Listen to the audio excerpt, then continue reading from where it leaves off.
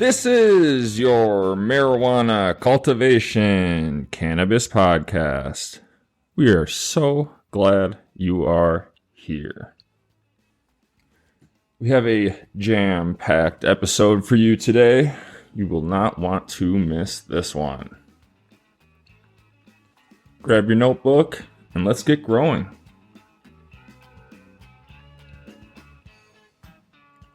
Our first topic of the day, Integrated Pest Management, or IPM. So if you've been growing for a while, you know that pests usually are the enemy, and they can really mess up your plants if we don't utilize IPM. It really sucks when you put all that effort into your grow and you get to the end of your grow and all of a sudden you realize you're infested with something and you might not have time to fix it, and boom, harvest lost. And then you get the not so above board folks out there that might use harmful chemicals to get rid of them at those times that we're not supposed to consume. So another reason to grow your own, because you know what's in your flower. So what is IPM? So at its core, it's a holistic approach to pest control, and it combines different strategies in the most effective way while also trying to remain environmentally friendly. And it's kind of more of a proactive approach versus a reactive approach is what we're aiming for.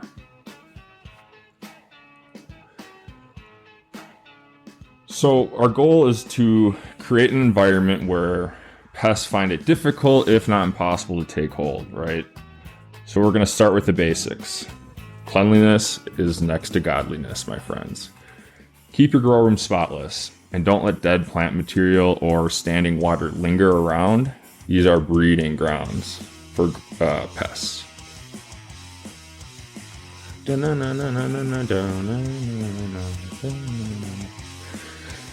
So how we start? We start with a strict hygiene protocol. This means that you're regularly cleaning your grow space, equipment, and even yourself before entering the grow area. Change into clean clothes, and if possible, have a dedicated pair of shoes for the grow room. That's a hard one for me to stick by, but I know it's really important. These pests can just hitch a ride on your clothes or your shoes. So if you're out mowing the lawn or something, definitely don't go straight into your grow room. That's a recipe for disaster. And then once they're there, they're more hard to get rid of than it would be just to prevent them. And then also when you're getting, clones and that sort of thing, watch out for pests like spider mites. I mean, those are super notorious for being transferred from one plant to another simply by brushing against them. So just ensure that you're sterile as possible, because we don't want, even in our own situation without a clone, we don't want, if one happens to be infected and we don't see it yet, we don't want to be touching one and then touching the other without either changing our nitrile gloves or washing our hands, depending on what we're doing. Okay. Another aspect of IPM that we might have to deploy is quarantine. So anytime, I kind of touched back on this a little bit before, but anytime you bring in a new plant, whether they're clones or seedlings, quarantine them for a week. This gives you a good amount of time just to make sure that you're not seeing any of those pests, because after a week that'll give you enough time for you to see them where they're not burrowed during the transfer, which is probably where they are when you first get them. And it might seem annoying and it might look good, but trust me, this small step will save you a lot of headaches down the line. You're getting a fresh, unaffected plant. So during that quarantine, just inspect your plants daily. And if you notice anything unusual, well, guess what? You get to just treat it right there. Okay. And it's just the one plant, didn't spread, no big deal. So it's a little bit of extra work, but I would say these days, especially when getting clones, we're going to have to do that and make sure there's nothing bad on them. Another way that we keep pests at bay is with our environmental controls. They thrive in specific conditions. So high humidity, which, we all know encourages mold growth, but it also attracts pests like fungus gnats. And then, dry conditions isn't, the cure all either, because it's a magnet for spider mites. So like we're hopefully already doing, this is another reason why we want a good temperature and humidity monitor to keep track of your environment. So, we want that relative humidity level of about, 40 to 60 during veg stage, and I'm aiming for as close to 60 as I can. And then, during veg, we're wanting to get into that 40, 50 range. And I have seen up to 60 or even 65 being okay for flowering, according to some folks I've been seeing on YouTube and stuff like that lately. So I thought that was interesting. But I have not personally tried that. I have stuck with the 40 to 50 during flower. A lot of these tent kits are coming with monitors themselves that you're looking at on your phone. But if you happen to be going a little more cost-effective route and you don't happen to have a controller built into your tent system, I would recommend what are they called? I think they're called Govee, Govee. I believe they're called Govee, and they connect to your phone via Bluetooth. And they are these little white squares that you can just tuck wherever you want in your tent. And actually, there's a little hole in the hygrometer itself that I can wrap a twist tie through, and then I can hang it like I would want my temperature monitor to be hanging anyways with like an AC Infinity tent. So you can mimic that same idea with those. I actually use those to calibrate my AC Infinity stuff, believe it or not. I've just found that those to be more accurate coming out of the box. But email me if you disagree, because I'm always questioning myself when I'm calibrating stuff. Contact mccpod@gmail.com. And even if we're doing, all these things, we obviously still need to monitor. Okay. So we're regularly inspecting our plants for any signs of trouble. Make sure to look under the leaves, check the stems, and also look at the soil. Sticky traps are your best friend here. Everyone I know uses them, including me. You just hang them around your grow room and see what kinds of critters are trying to crash your party. All right. And like everything when it comes to this growing stuff, right? It's all about consistency. Consistently monitoring will help us prevent the majority of bad pest infestations. Because then we're not getting caught off guard that's been brewing and is worse, and we might not be able to take care of it by then. You can use a magnifying glass or jeweler's loupe, kind of like we use with our trichomes, to also get a really good look at the underside of leaves. That's where you're going to want to look for those spider mites, because they like to hide under there. So early detection is the name of the game here in IPM. Thrips, tiny winged insects, are often missed by growers because their size and tendency to hide on the underside of leaves. So that's a big one to look out for. These pests can cause significant damage by sucking the life out of your plants. Gross. Now I want to talk about biological control. This is one of the coolest aspects of IPM, where Mother Nature lends a hand. So like we aren't going to need those chemicals. We can actually just introduce beneficial insects into the grow space to take care of the pests. So ladybugs, lacewings, and predatory mites are just a few examples of the good guys you can enlist in your battle against the bad bugs. So let's get into some of these details. Ladybugs, for instance, are fantastic for controlling aphids. I heard a stat that a single ladybug can eat up to 50 aphids a day. And then our lacewings are another great option. They're called the aphid lions because of their voracious appetite for these pests. Then there are predatory mites, which are specialists in taking down spider mites. These mites are incredibly fast, and once they're introduced into your grow, they'll seek out and eliminate any spider mites they find. Nematodes. Email me at contactmccpod@gmail.com if I'm saying that out loud wrong. Are another fantastic biological control option, particularly for soil growers who have fungus gnats. These little tiny worms enter the larval stage of the pests and release bacteria that kill them from the inside out. Gross. Because they're invisible to the naked eye, you won't even notice them, except when your pest problem disappears. Next, beneficial fungi can also be employed. Fungus is used as like a pathogenic, meaning it infects and then kills them. When the spores of this fungus come in contact with the body of an insect, they germinate and grow inside and eventually kill the insect. Those spores do. This is good for pests like thrips and whiteflies.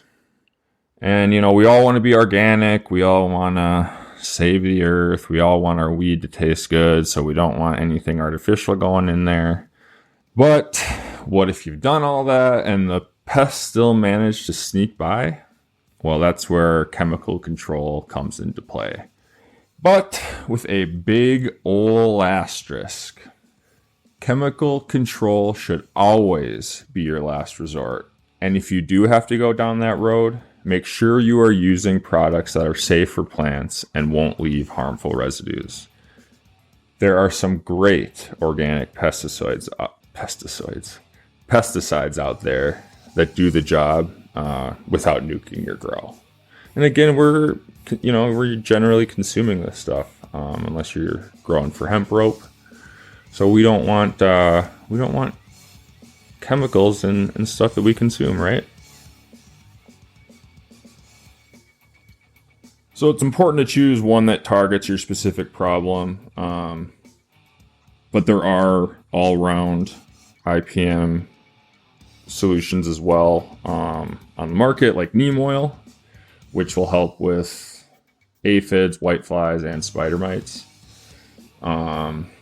It's organic and it's safe to use, but still use it sparingly. If you overuse it, your plants might become, or the bugs might become resistant to what you're using.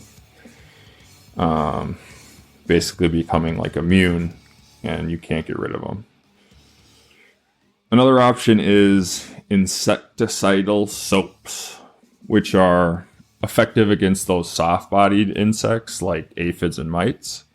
They kind of work by breaking down the outer hard layer of the insects, and then that makes them dehydrate and die. TMI. They're a good option. They're generally safe for your plants and the environment, but just make sure to test it like on a small part of your plant first, just to make sure there's no bad reaction on that small part of your plant before you apply it everywhere and maybe have a bad reaction all over your plant. Now, if you're facing like a particularly stubborn infestation, pyrethrin, I'm sure I'm not saying that correctly, based products might be necessary. That's pyrethrin. They are derived from chrysanthemum flowers, and they're kind of like a neurotoxin to insects. And they're effective against a bunch of pests, but again, should be used with caution, as they will also harm beneficial insects if you don't apply it carefully.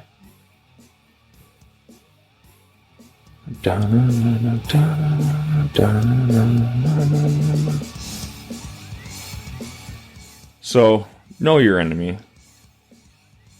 Different pests require different strats. Spider mites might want to increase the humidity. Fungus gnats, you might want to let the soil dry out between waterings a little bit more. So understanding the habits and preferences of the pests that we're facing will help us game plan and get a more pinpoint solution for our problem. Another aspect of IPM is the cultural control, which involves modifying your growing practices to make your plants less attractive to pests. How can we do that?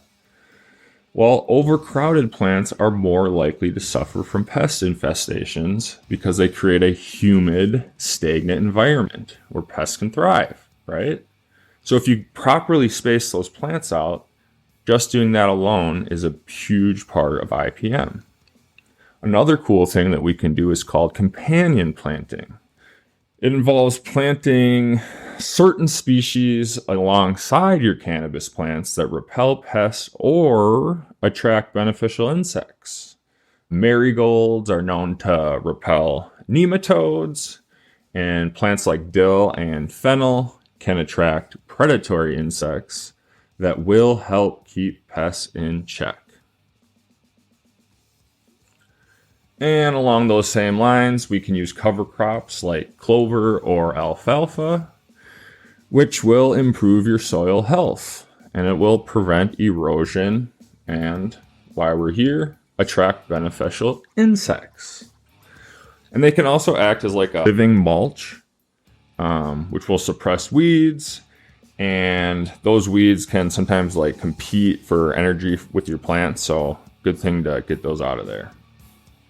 I got a buddy of mine had a thrip infestation, and he was like OCD, kind of like me, and super meticulous with his grow room, clean, perfect environment, the whole 9 yards. But he started telling me about these invisible insects on his plants, and at first he thought it was nothing, just a few bugs here and there. But within a week, it was thrips, and it had multiplied like crazy, and his plants were suffering. And he went straight to the last option that we talked about, which was the chemical option. What he didn't know was that if he had spotted them earlier and introduced, what did we learn? Predatory mites, he would have nipped the problem right in the bud. The mites would have taken care of the thrips, and the plants would not have been harmed. You know, it's a hard lesson, but it's one that stuck with him, and now he's a better grower. And he's a huge advocate for the overall IPM. Let's touch on mechanical control. So this actually involves like removing pests yourself from your plants. So it could be as simple as picking off caterpillars by hand or using a strong spray of water to dislodge aphids from the leaves. It's, you know, it is labor intensive, but it's an easy, safe way to keep your pest numbers down. So don't forget about that. So for those larger ones, like I mentioned, hand picking is often the best method for your caterpillars and slugs. But like I said earlier, go through your plants regularly and let's remove any of those bigger pests that you find by hand. It may sound tedious, but it's really effective. And for our smaller grows, I mean, it's not going to take that long. The big guys, the commercial guys, they're dealing with a different set of circumstances than we are, right? And then there's another mechanical method, which you can just use like row covers or netting to keep those flying pests away, like those moths or those beetles. This will keep those at bay, and they can be placed over your plants, and it won't hurt your plants, and obviously light and air can get through just fine.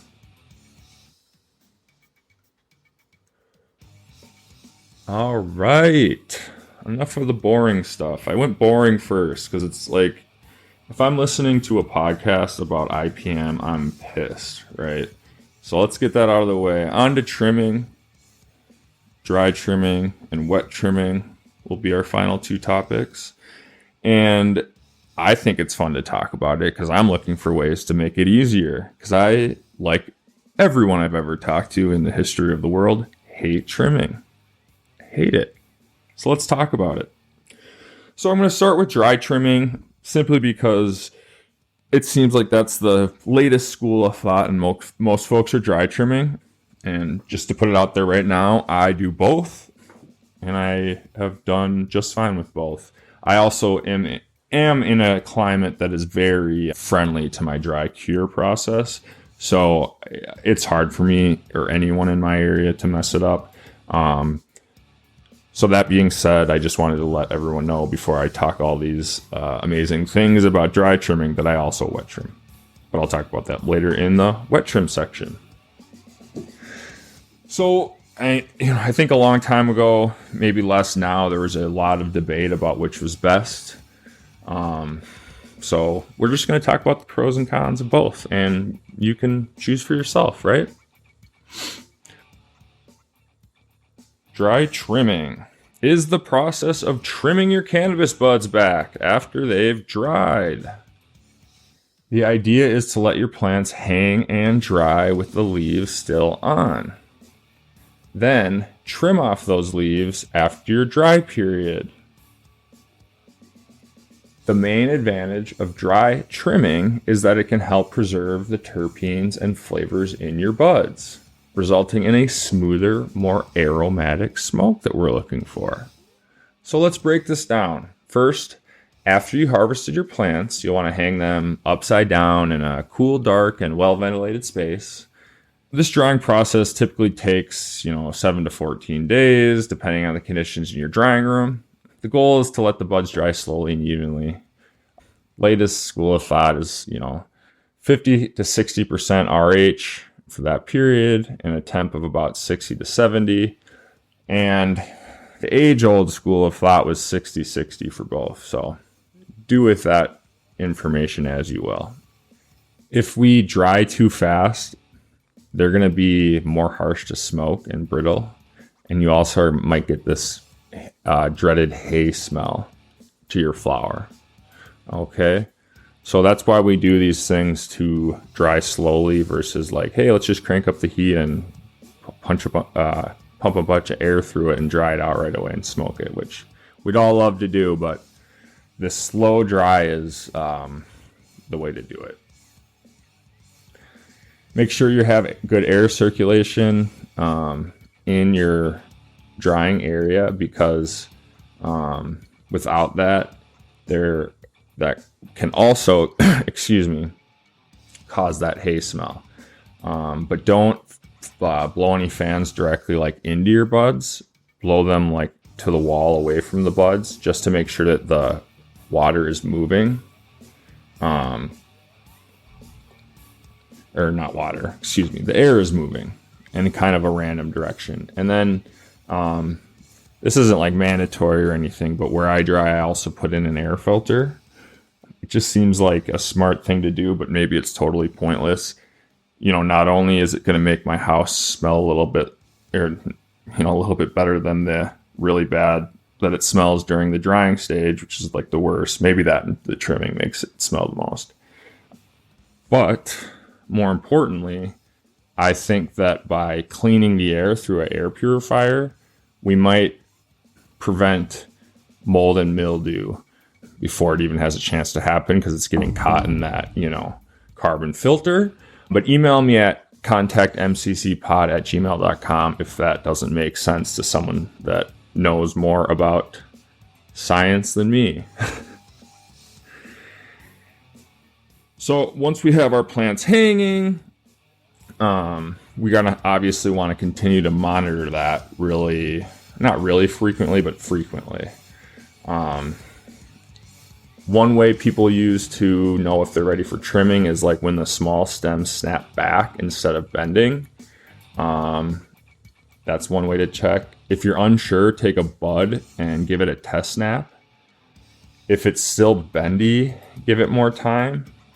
Patience is key here. And they say once your buds are dry to the touch and the stem snaps instead of bend, it's time to trim. That's kind of like usual school of thought, but I've kind of changed that a little bit for me personally. I snip off, a bud, a top cola and some stem, a good sample of the plant, right?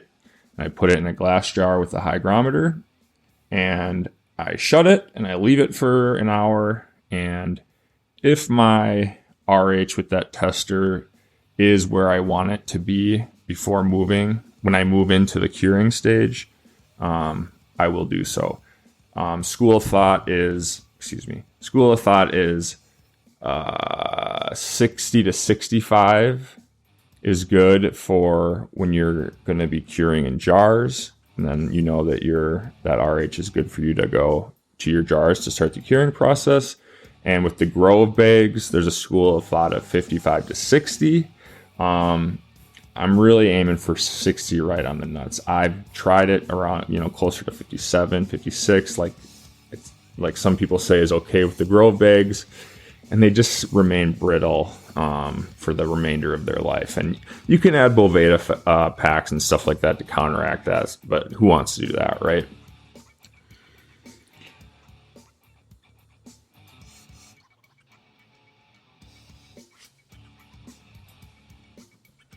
So however you make your determination that you're ready to harvest, make sure you get your trimming scissors, your rubbing alcohol, and first start snipping away those fan leaves and sugar leaves. And here's where dry trimming gets a bit tricky. Because the leaves are now dry and brittle, they can be harder to trim cleanly without damaging the buds. But you'll get the hang of it. So what do you need to do this? Some growers I know use straight blade scissors for precision, and others like curved blade scissors. That's what I use. It helps me get around the contours of the bud. However, I have chopped off, good colas before doing this by accident because I wasn't totally aware of where the end of the scissor blade was. And oh well. Those are ones we get to smoke early. They're, previews. And then I would also recommend a trimming tray and rubbing alcohol or multiple pairs of scissors because your scissors are always going to get gumped up in resin and become unusable. So what I do is I have maybe like 3 that I'm rotating, and I just stick 2 in a cup of rubbing alcohol, use the one.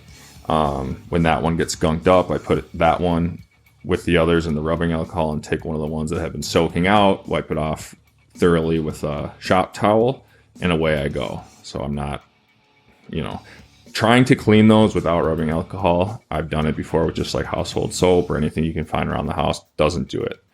So make sure you have that. And that tray trim, you get some cool keef on the bottom of it and nothing else. So I like that.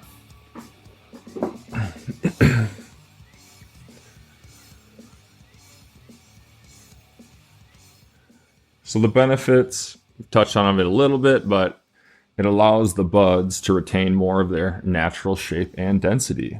When you trim wet, the buds can sometimes squish or lose their structure. So if we dry trim, on the other hand, it'll help maintain that nuggy appearance that we all love. And, I won't say it. So plus, the leaves dry around the buds. So then that forms a protective layer that can also help preserve the terpenes and cannabinoids inside. So, we've had a whole episode dedicated to terpenes, but just real quick, why are they so important? They are what give your flower its taste and smell and affect the entourage effect. Haha, good sentence. So your plant is working together with the THC, the CBD, the CBN, all the cannabinoids and the terpenes to give you a specific experience. By dry trimming, you're helping to preserve that delicate balance that comes inherently with your bud.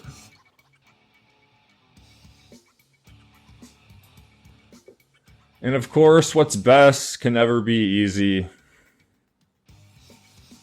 It's more time consuming than wet trimming. It just is. The dry leaves are harder to cut, and you really need a steady hand to avoid damaging the buds. And I do not generally have one.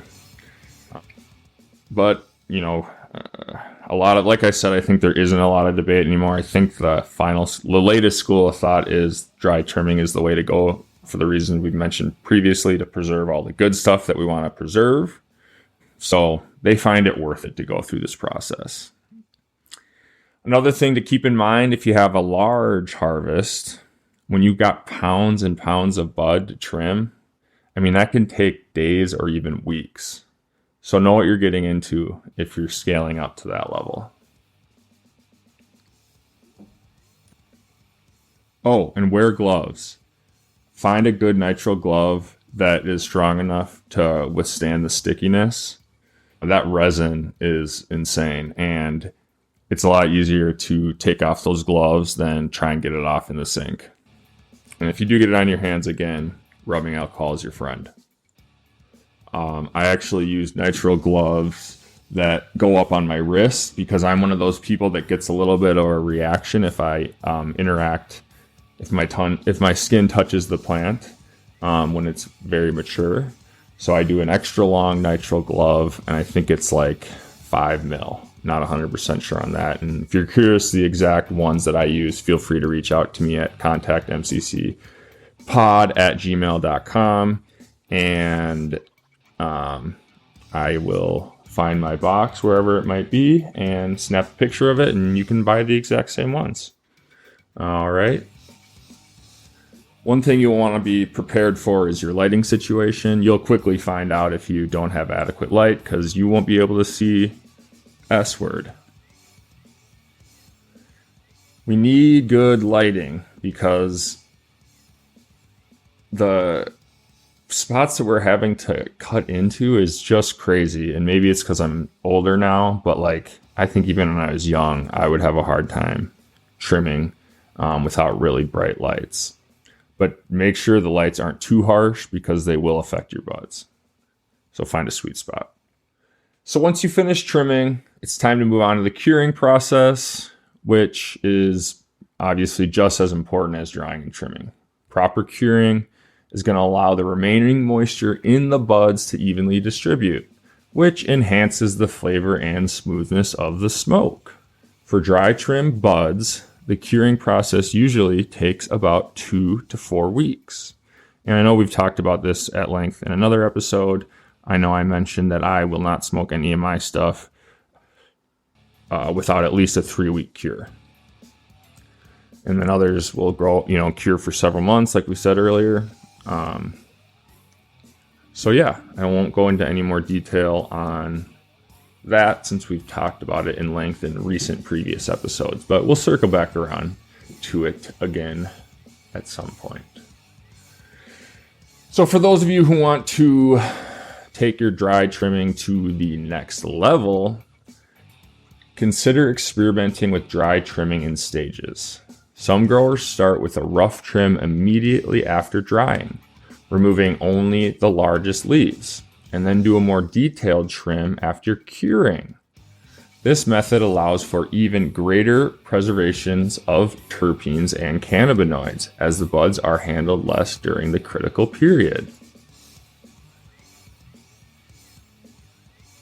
So that's what I got to say about dry trimming. Let me know what I missed, or if you have additional questions. When you've done this for a while, sometimes you have blind spots when you're trying to explain things. So please email me, contactmccpod@gmail.com if you have any questions. On to wet trimming.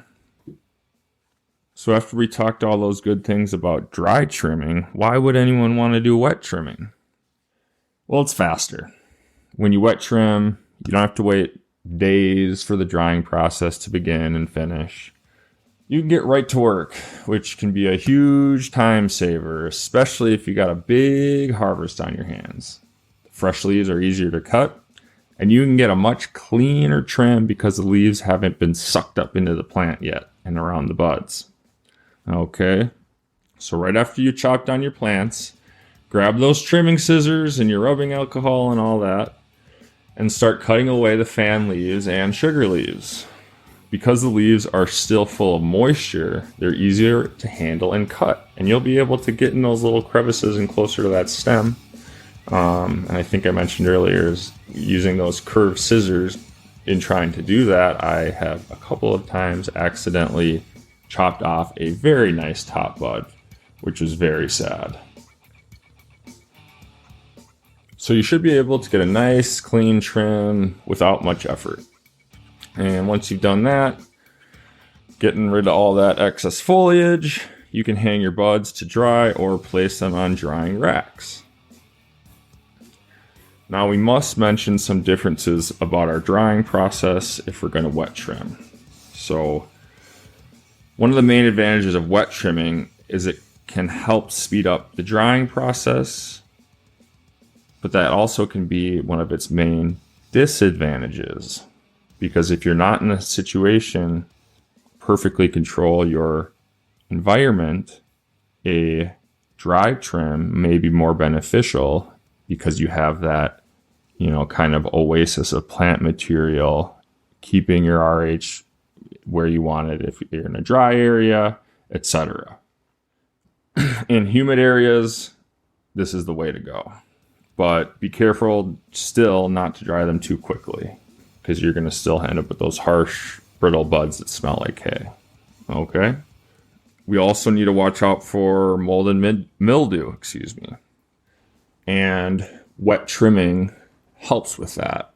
You're just having, less plant material that can hold moisture and can stop air from flowing through it, and you will be less likely to face those problems. But there is a trade-off, like I've kind of been hinting at. One of the biggest criticisms is that it caused the buds to lose some of their terpenes.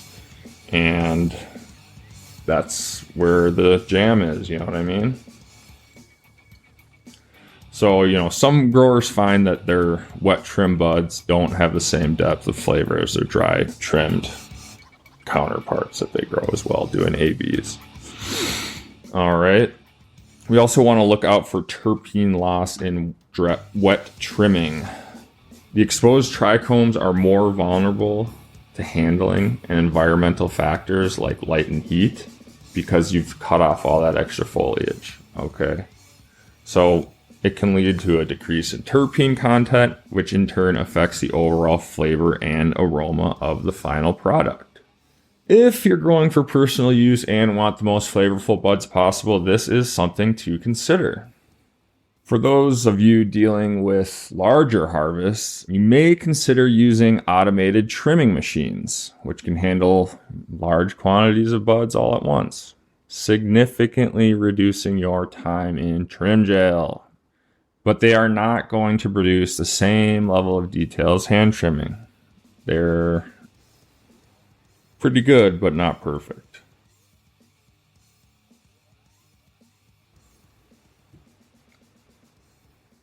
All right, boys and girls, covered a lot today. I think I'm going to skip the news segment today. I don't think a lot has happened between today and yesterday anyway in the cannabis space.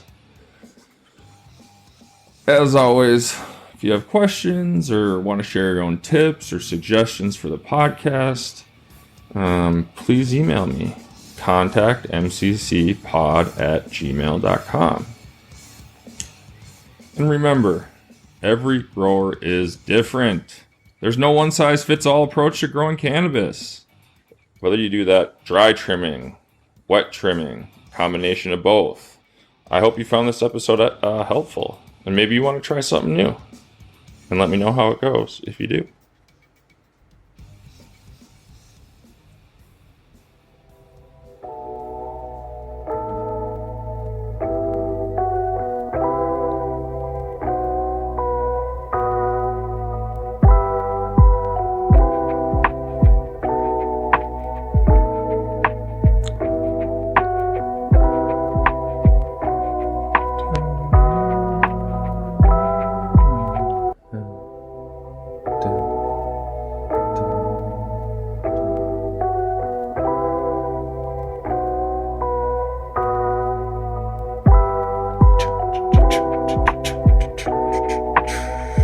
Alright, everybody, I'm out of here.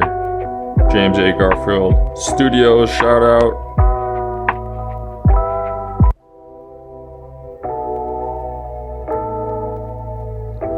Love you.